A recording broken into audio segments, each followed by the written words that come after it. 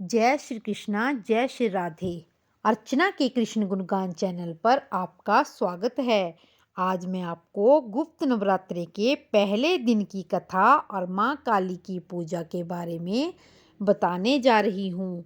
माघ मास में पड़ने वाले नवरात्रे को गुप्त नवरात्रे कहा जाता है। इस नवरात्रे में माँ दुर्गा और उसकी 10 महाविद्याओं का विशेष पूजा की जाती है।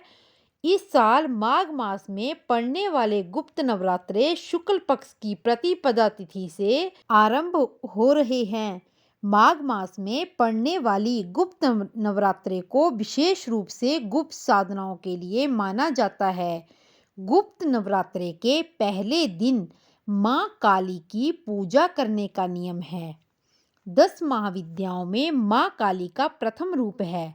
माँ काली का यह स्वरूप अत्यंत विकराल, अभयकारी और मंगलकारी है।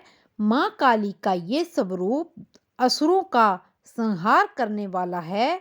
यदि कोई व्यक्ति गुप्त नवरात्रे के दौरान माँ काली की पूजा करता है तो उसके ऊपर असुरी शक्तियों का कोई प्रभाव नहीं पड़ता है।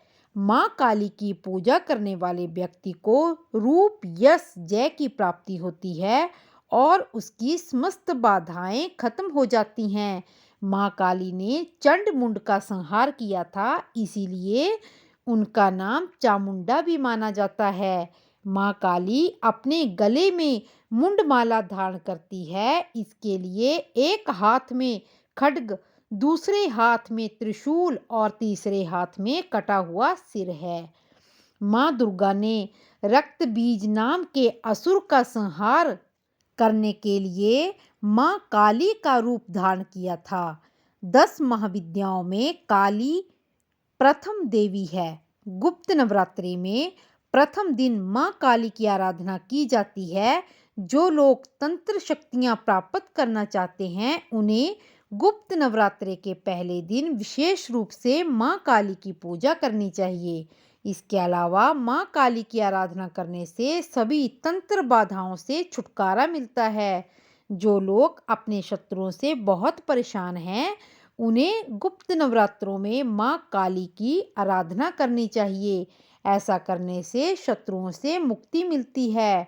माँ काली की पूजा करने से अकाल मृत्यु का भय भी दूर हो जाता है। गुप्त नवरात्रे में 2 तरीकों से माँ काली की पूजा की जाती है। जो लोग तांत्रिक विद्या हासिल करना चाहते हैं वह लोग इस दिन माँ काली की तंत्र विद्या द्वारा उपासना करते हैं और कुछ लोग गुप्त नवरात्रे के प्रथम दिन सामान्य तरीके से माँ काली की आराधना करते हैं, जिससे जीवन के सभी संकट दूर हो जाते हैं। माता काली की पूजन विधि। गुप्त नवरात्रे में ब्रह्म मुहूर्त में स्नान करके स्वच्छ वस्त्र धारण करें। अब एक साफ चौकी पर गंगा जल छिड़क कर उसे शुद्ध कर लें और इस चौकी पर साफ कपड़ा बिछाकर घट स्थापना करें। घट स्थापना करने के लिए मिट्टी, तांबे या स्टील के पात्र में जल भरकर चौकी में रखें और उस पर एक नारियल को मौली और चुन्नी से लपेटकर कलश के ऊपर स्थापित करें।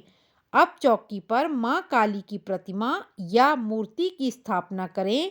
अब माता काली की तस्वीर पर रोली का टीका लगाएं। तिलक करने के पश्चात माँ काली को लाल पुष्पों की माला, पुष्प, फल, मिठाई, नैवेद्य आदि चढ़ाएं और पूरे विधि विधान से श्रद्धा के साथ माँ काली की पूजा करें। अब माँ काली के समक्ष सरसों के तेल का दीपक या घी का दीपक प्रज्वलित करें और श्रद्धा पूर्वक माँ काली के मंत्रों का जाप करें। देवी कवच, अर्गला स्तोत्र का पाठ करें।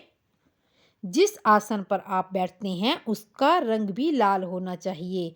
अब माता काली की कथा सुने या पढ़ें या दुर्गा सप्तशती का पाठ करें, यह भी बहुत उत्तम रहेगा। नवरात्रों में दुर्गा सप्तशती का पाठ करना बहुत ही शुभ माना जाता है। माता काली की कथा सुनने के पश्चात कपूर से आरती करें और प्रसाद के रूप में मिठाई का भोग लगाएं। यदि आपके पास मिठाई नहीं है तो माता काली को बताशे का प्रसाद भी चढ़ा सकते हैं और फिर उसे औरों में बांटें और स्वयं भी ग्रहण करें। अब माँ काली से पूजा में हुई किसी भी प्रकार की गलती के लिए हाथ जोड़कर क्षमा मांगें। अब मैं आपको माँ काली की कथा सुनाती हूँ। पौराणिक कथा के अनुसार एक बार दारुक नाम के राक्षस ने ब्रह्मा जी को प्रसन्न करने के लिए उनसे वरदान प्राप्त कर देवताओं और ब्राह्मणों को प्रताड़ित करना शुरू कर दिया और स्वर्गलोक पर कब्जा कर लिया। जिसके बाद सभी देवता भगवान विष्णु और ब्रह्मा के पास गए। ब्रह्मा जी ने भी सभी देवताओं को बताया कि इस दुष्ट का संहार एक स्त्री ही कर सकती है। जिसके बाद सभी देवी देवता भगवान शिव के पास गए और उन्होंने भगवान शिव को सभी बात बताई।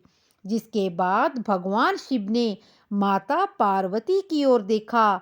माता पार्वती इस पर मुस्कुराई और अपना एक अंश भगवान शिव में प्रवाहित कर दिया। जिसके बाद भगवान शिव के कंठ से विष से उस अंश ने अपना आकार धारण किया। जिसके कारण भगवान शिव ने अपना तीसरा नेत्र खोल लिया। उसके इस नेत्र से विकराल रूप वाली माँ काली उत्पन्न हुई। माँ काली के ललाट में तीसरा नेत्र और चंद्र रेखा थी। माँ काली के इस भयंकर व विशाल रूप को देखकर देवता और सिद्ध लोग भागने लगे। जिसके बाद माँ काली का दारुक और उसकी सेना के साथ भयंकर युद्ध हुआ। माँ काली ने सभी का वध कर दिया, लेकिन माँ काली का क्रोध शांत नहीं हुआ और माँ काली के इस क्रोध से संसार भी जलने लगा।